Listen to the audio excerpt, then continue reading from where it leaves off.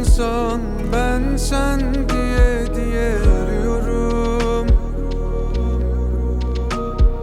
Haberinde yoktur, ona sarılsam da üşüyorum.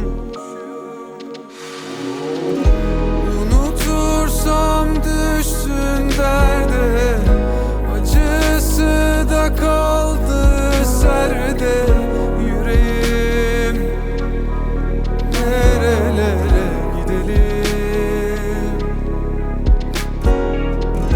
Avutursam kalsın yerde.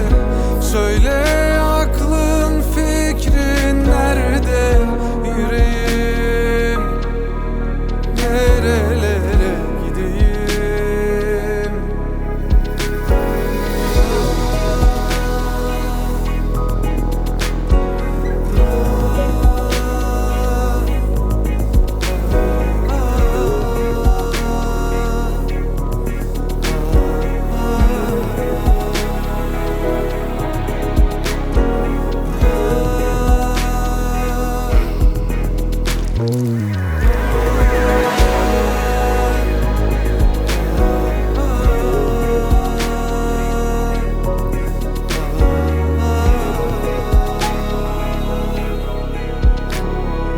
Ben aklımda hep sen varsın diye gülüyorum.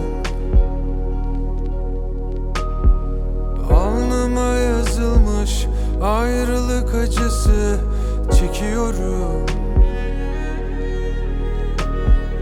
Alışır da insan ben sen diye diye